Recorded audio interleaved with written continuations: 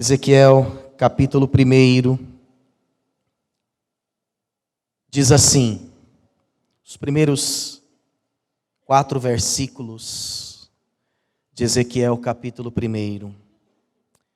Aconteceu no 30º ano, no 5º dia do 4º mês, que estando eu no meio dos exilados, junto ao rio Quebar, se abriram os céus. E eu tive visões de Deus. No 5º dia do referido mês, no 5º ano de cativeiro do rei Joaquim, veio expressamente a palavra do Senhor a Ezequiel, filho de Buzi, o sacerdote, na terra dos caldeus, junto ao rio Quebar. E ali esteve sobre ele a mão do Senhor. Olhei, e eis que um vento tempestuoso vinha do norte, e uma grande nuvem com fogo a revolver-se, e resplendor ao resplendor dela, ou resplendor ao redor dela. E no meio disto, uma coisa como metal brilhante, que saía do meio do fogo. Me acompanhe agora para o último versículo do capítulo 1.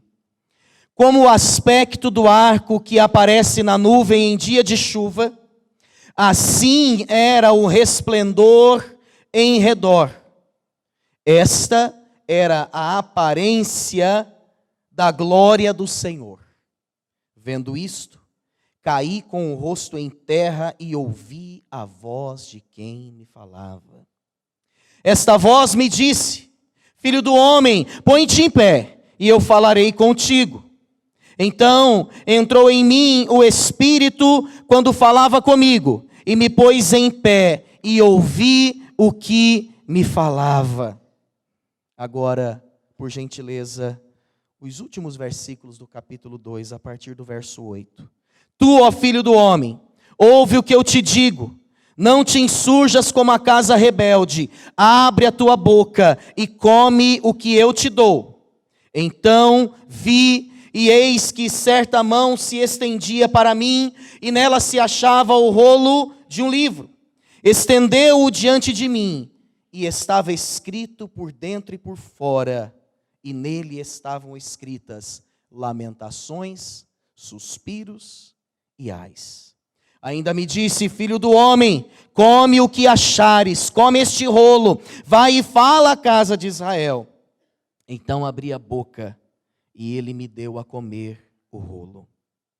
E me disse: Filho do homem, dá a comer ao teu ventre, e enche as tuas entranhas deste rolo que eu te dou. Eu o comi, e na boca me era doce como o mel. Por fim, me acompanha a partir do verso 14 do mesmo capítulo. Então, o Espírito me levantou e me levou. Eu fui amargurado na excitação do meu espírito, mas a mão do Senhor se fez muito forte sobre mim.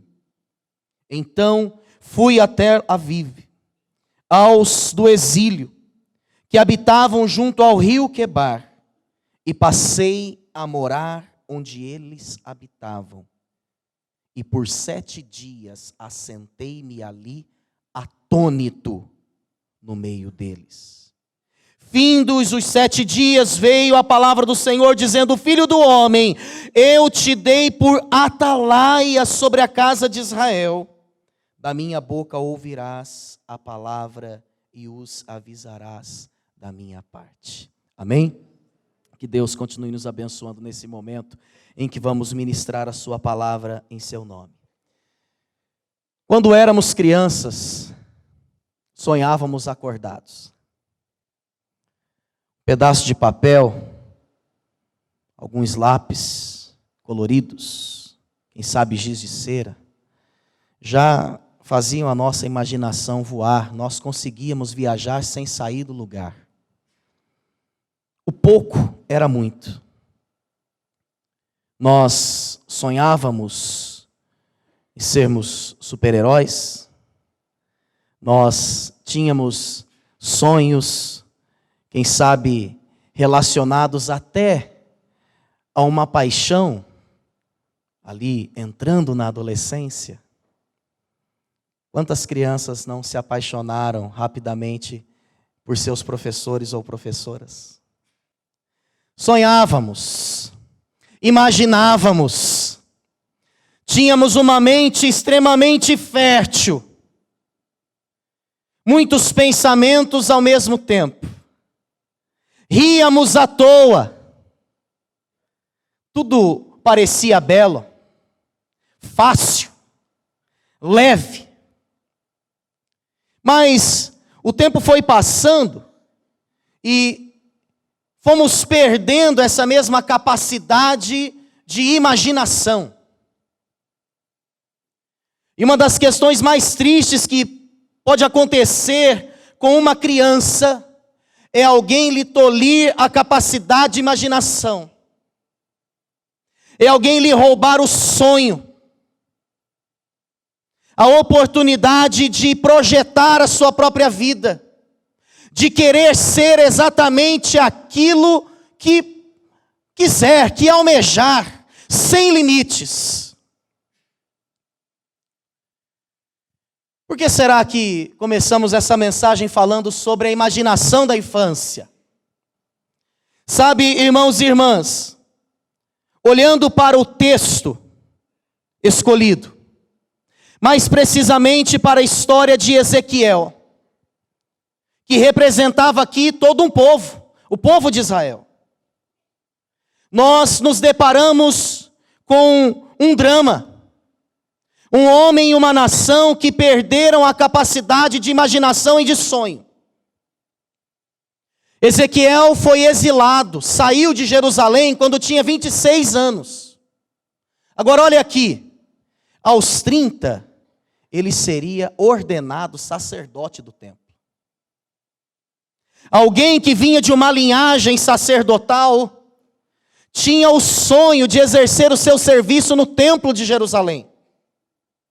E isso começaria a acontecer quando o homem completasse 30 anos. Irmãos, ele estava ali. Faltavam apenas 4 anos. E então Ezequiel foi deportado para a Babilônia quando Nabucodonosor invadiu Jerusalém. Nesse período, Joaquim era o rei de Israel. Nós estamos falando de cerca de 600 anos antes de Cristo. Pouco menos. A Bíblia nos conta que Ezequiel foi para o exílio com o primeiro grupo, um grande grupo. Um grupo mais elitizado, de políticos, de religiosos. Homens que tinham todo um conhecimento cultural, de línguas. Artesãos, que poderiam de alguma forma colaborar efetivamente com a nação que havia acabado de subjugá-los. Então, Ezequiel foi para o exílio com mais algumas centenas de milhares de pessoas. Ele está no exílio, ele e a nação de Israel recebem a notícia que o templo fora destruído. O templo de Jerusalém, a morada de Deus, a honra de Israel. Pouco antes, já havia sofrido um duro baque. No exílio, ele recebe a notícia que a esposa tinha falecido. Imagine essa história. Alguém que está prestes a assumir uma grande responsabilidade, sempre sonhou com esse cargo. O cargo lhe foi roubado. Ele está no exílio, perde casa, perde família, perde a sua cidade, perde a sua esposa, definitivamente. Perde a referência da adoração a Deus, porque o templo estava em ruínas. Irmãos, Deus fez o profeta encarnar a dor do exílio. Ele conta com detalhes, talvez como nenhum outro profeta, porque ele sofreu, talvez como nenhum outro sofreu, as dores do exílio. Ezequiel era uma mensagem encarnada, personalizada, de Deus para o povo naquele momento. E foi justamente nesse contexto de dor, de decepção, de frustração, que o Senhor começou a resgatar em Ezequiel e na nação a capacidade do sonho e da imaginação. Imagine você, conforme os dias iam passando, a esperança ia diminuindo. Alguns falsos profetas remanescentes profetizavam dizendo que o povo voltaria logo. É bem possível que os rumores chegavam lá naqueles que estavam exilados. Mas passava um dia, uma semana, um mês, um ano, 2 anos e nada acontecia. A esperança desse povo ia minguando. Essas pessoas, na verdade, trabalhavam quase que 18 horas por dia. Trabalhavam para os outros sem ter nenhum resultado para si. Estavam sem chão, não tinham o que fazer, sem perspectiva de futuro, sem ânimo no presente. Estar no exílio era estar sob o seguinte estigma, a seguinte marca: Deus nos amaldiçoou. Nós estamos distantes de Deus. Nem Deus vem nesse lugar. Nem Deus entra aqui. Porque na concepção de um hebreu, Deus habitava no templo em Jerusalém. E só. Fora do templo não havia presença de Deus. Não havia manifestação de Deus. Então, tamanha era a desilusão dessas pessoas. Tamanha era a frustração com a qual eles tinham que lidar. O Salmo 137 traz a canção do exílio, depois você leia lá. Junto aos canais, aos rios de Babilônia, nós nos assentávamos e chorávamos, e os nossos inimigos pediam que cantássemos canções, mas como iríamos cantar canções em terra estranha? Esse povo tinha pendurado as chuteiras, tinha pendurado as armas, tinha pendurado as harpas, porque nada como um bom exílio para fechar a nossa boca e o nosso coração. Não deveria ser assim. Mas às vezes nós enfrentamos situações tão difíceis que a gente não só deixa de sonhar, a gente deixa até de cantar. A gente deixa até de adorar. Parece que o problema nos torna dignos. Parece que o problema, o exílio, a dor, justifica o nosso silêncio. Deus não queria o silêncio. Deus queria a adoração, Deus queria o louvor. O Salmo 137 não concorda com o silêncio de Israel. É uma crítica àqueles homens que lá estavam e encontravam-se submersos na dor, na desolação, na desilusão. Os seus sonhos de fato haviam sido roubados. Há momentos em que de fato nós temos pouquíssimas coisas para fazer, mas sempre será possível imaginar. Sempre será possível sonhar. Sempre será possível erguer os olhos para os céus e contemplar. Porque, irmãos, quando nós olhamos para esse texto, nós vemos um Deus que resgatou nessa nação a capacidade do sonho. Não se tratava apenas de afirmações positivas. Essa nação, ela foi realinhada com o propósito de Deus. E Deus fez isso, usando de algumas estratégias. E aí a gente pode perguntar, como é que Deus faz hoje para reativar em nós o sonho que aparentemente morreu? Quais são as estratégias que Deus usa para nos fazer imaginar de novo? Não só aquilo que nós já imaginamos um dia, porém algo muito mais nobre. Porque nem olhos viram, nem ouvidos ouviram, nem jamais penetrou no coração humano as coisas que Deus tem preparado para aqueles que o amam. Irmãos, os seus maiores sonhos ainda assim não vão resumir tudo que é Deus. O Senhor usou em primeiro lugar de sua própria presença. Diz comigo, presença. Irmãos, esse texto é lindo. A Bíblia não cita muitas vezes a expressão, os céus se abriram. Mas, nas poucas vezes em que nós encontramos esta palavra, os céus se abriram, é porque aqui embaixo estava tudo fechado. Todas as portas fechadas. Todas as possibilidades humanas esgotadas. Nesse texto, Ezequiel conta detalhes da data, da situação caótica, mas ele também diz, nesse contexto, os céus se abriram, e eu vi a glória de Deus, e esta era a aparência da glória de Deus, e ele começa a compartilhar com os exilados, que mesmo no exílio, Deus havia se revelado a ele, e a visão que Ezequiel teve de Deus, foi uma visão que revelou a Deus como alguém que está presente, como alguém que rompe no meio da nossa dor, como alguém que vem até nós literalmente. Essa visão trouxe a Ezequiel a certeza da soberania de Deus. Depois, se os irmãos tiverem a curiosidade, podem ler aí o capítulo 1 de Ezequiel. Deus aqui é apresentado como aquele que preside a Assembleia dos Santos, os seres espirituais. Tudo se curva diante da sua autoridade. Ele é tão glorioso que quando ele se revela, a terra treme. O mundo natural se movimenta pela determinação da sua palavra. Os seres espirituais se movimentam de acordo com o propósito do eterno. E esse Deus soberano, poderoso, ele veio até Ezequiel. Ele revelou a Ezequiel a sua presença. Como é lindo saber, irmãos, que quando a nossa fé não atinge os céus, a misericórdia de Deus atinge a terra. Quando os nossos pensamentos não alcançam a Deus, quando nós não temos condições sequer de cantar, pela pequenez do nosso ser, quem sabe pela nossa incredulidade, ainda assim Deus não desiste de nós.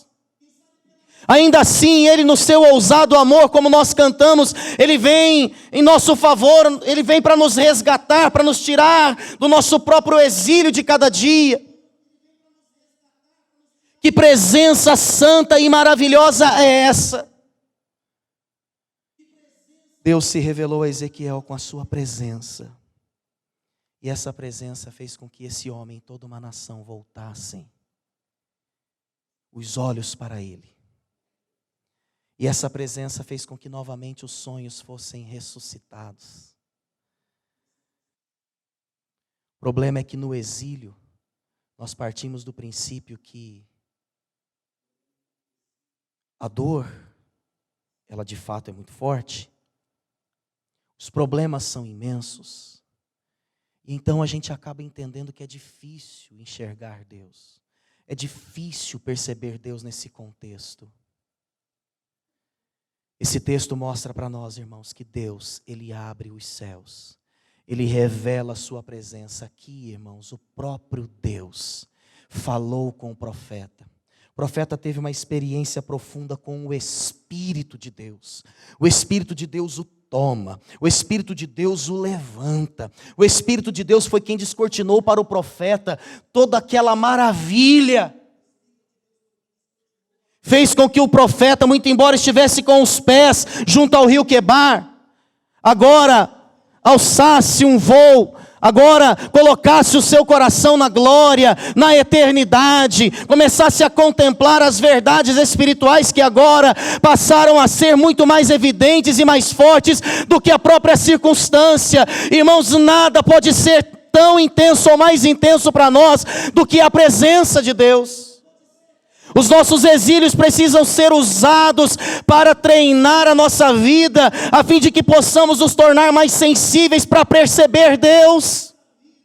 Não é para murmurar mais, para questionar mais, não é para questionar promessa. Nada disso. É para percebermos a presença.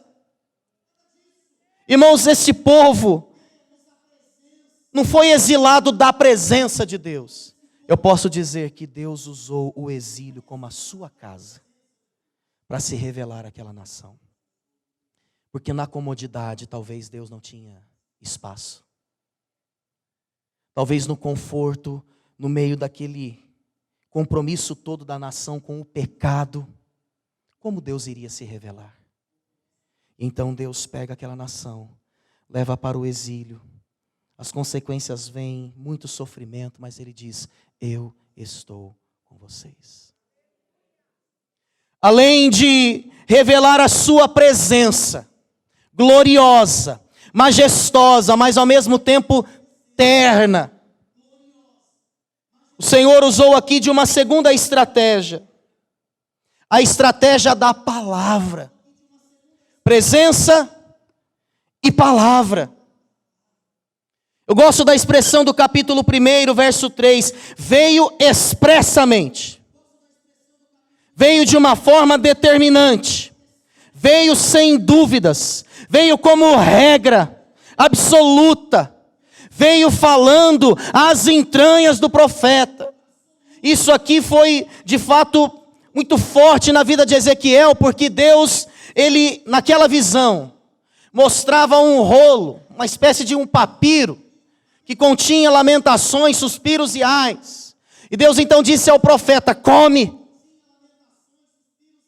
É como que se Deus dissesse: para de se alimentar de tristeza, para de se alimentar de sofrimento, para de se alimentar com essa dor, para de se alimentar de saudosismo, enche a tua vida com a minha palavra. Eu quero agora, Ezequiel, ministrar a você a minha palavra. E então Deus começa a falar com Ezequiel.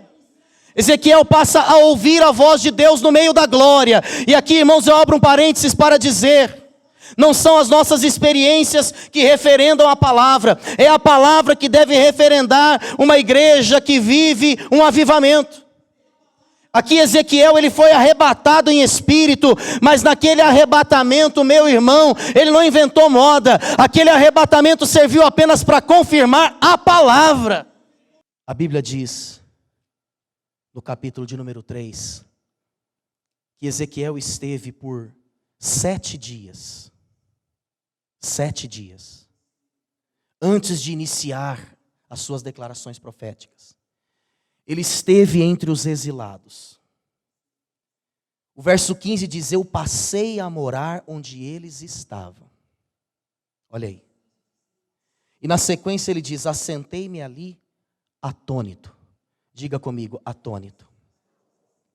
Até esse momento, praticamente ele não era profeta, nem sacerdote. Ele estava atônito.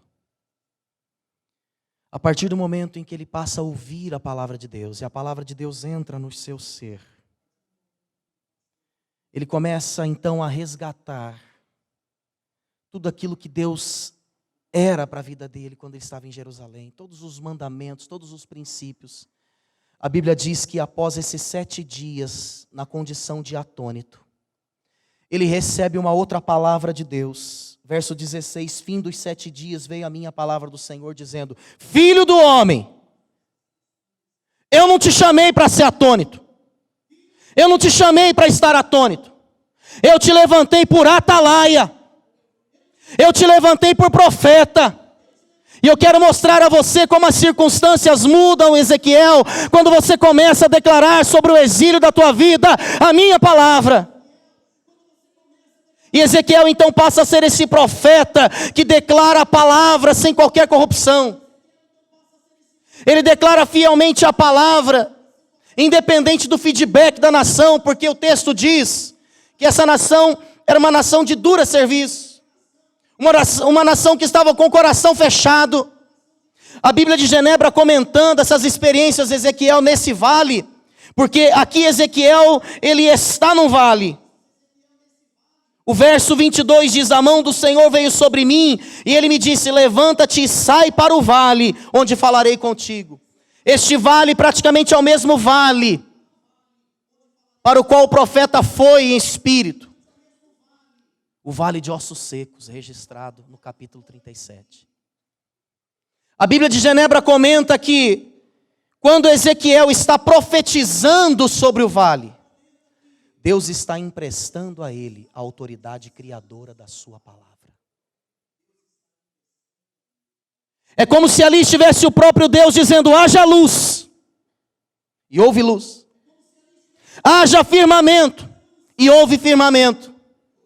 Porque, irmãos, a palavra de Deus nos nossos lábios, ela é vida, ela gera vida, ela transforma circunstâncias, ela repreende o mal, ela manda embora a tristeza, ela atrai a alegria.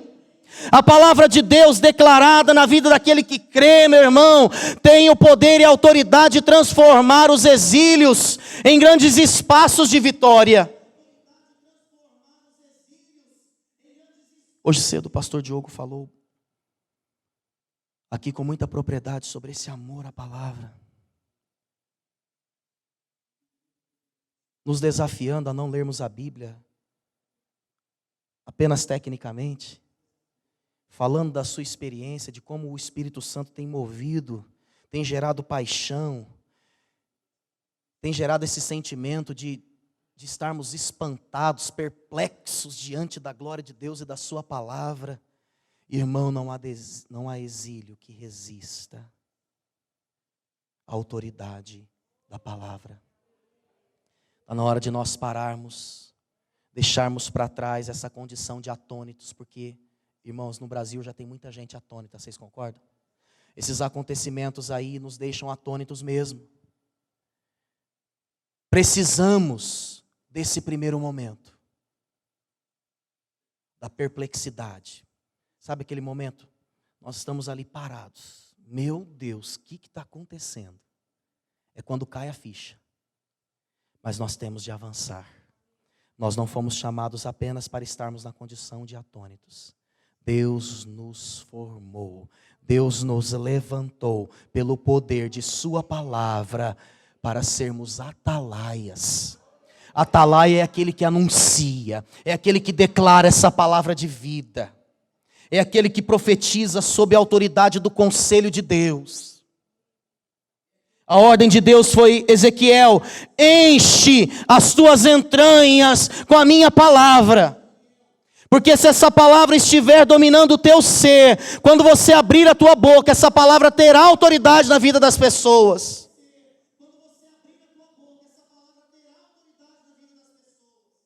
Há aqui uma terceira estratégia de Deus. Não só foi uma estratégia usada no passado para devolver a um povo a capacidade do sonho e da imaginação, mas é uma das grandes formas pelas quais Deus hoje renova também em nós toda essa imaginação que Ele mesmo plantou em nós.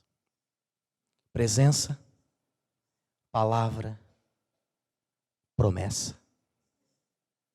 Presença, palavra, promessa.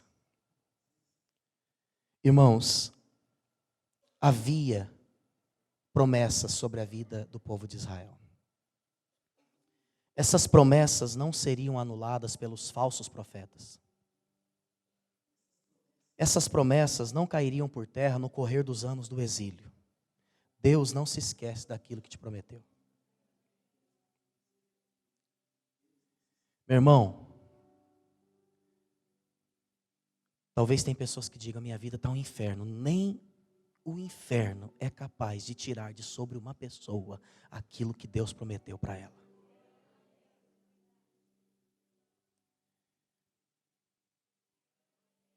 Ezequiel, ele não perdeu, ele ganhou. O cara foi chamado para ser sacerdote, agora ele é sacerdote e profeta. Agora não foi um sacerdote maior que o ordenou. Ele foi ordenado na prática, no exílio. Ele sai do exílio, irmãos, numa condição maravilhosa.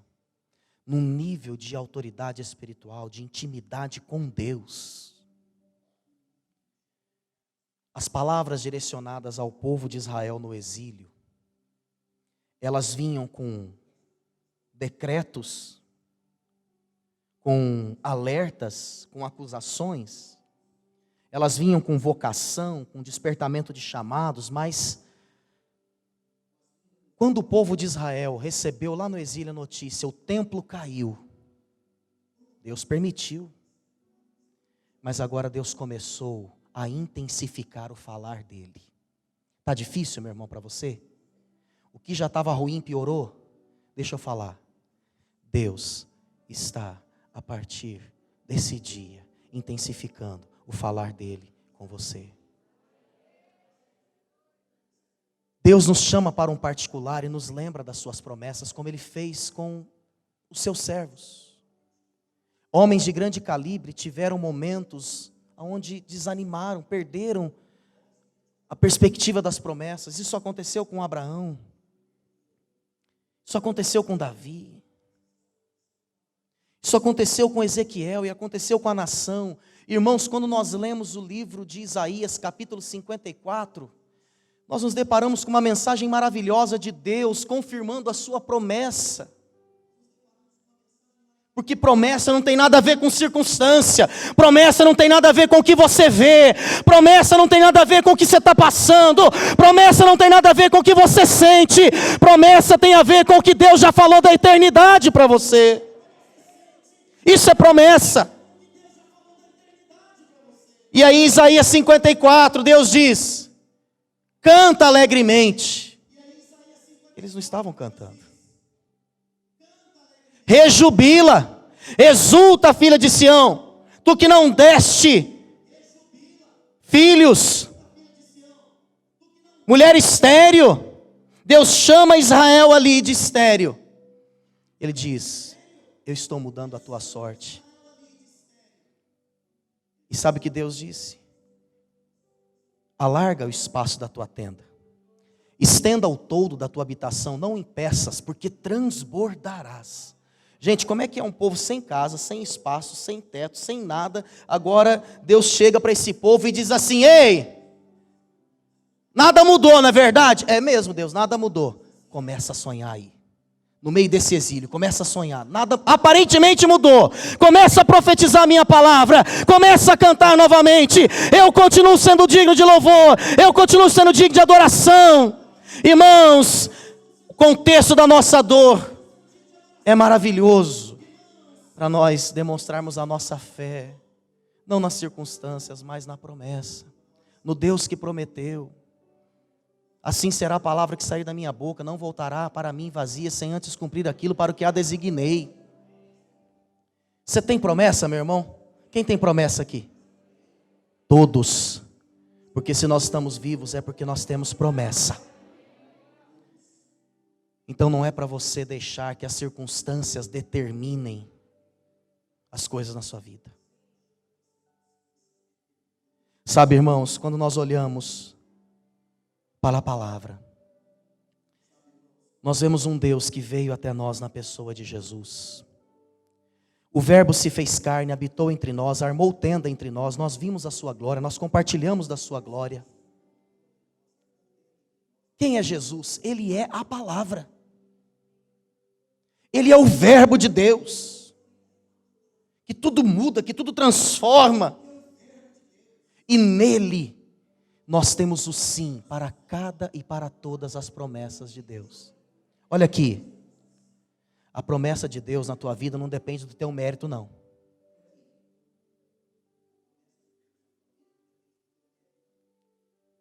Antes de depender da nossa oração, da nossa santidade, do nosso jejum, a promessa de Deus depende de Deus e do tempo de Deus, ponto.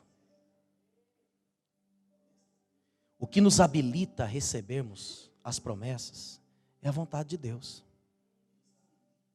É um coração quebrantado, contrito, um arrependimento que Ele mesmo gera. Só Ele pode nos levar para uma condição que Ele já predeterminou, irmãos. Você pode imaginar? Será que você pode tirar a tua vida do dia de hoje? Será que você pode avançar a tua vida um pouco aí, meu irmão? Em nome de Jesus. Será que você pode começar a imaginar coisa diferente para o teu casamento? Será que você pode começar a imaginar coisas diferentes para a tua vida profissional? Será que você pode começar a imaginar coisas mais profundas para a tua vida ministerial? Será que nós podemos? A Bíblia diz que nós podemos. Talvez nós vamos chegar em casa, nós vamos encontrar tudo do mesmo jeito lá. Amanhã, os mesmos problemas. Mas, meu irmão, não é isso que domina e rege a nossa vida. É presença, é palavra e é promessa. Presença, palavra e promessa. Aleluia, aleluia, aleluia. Oh, aleluia.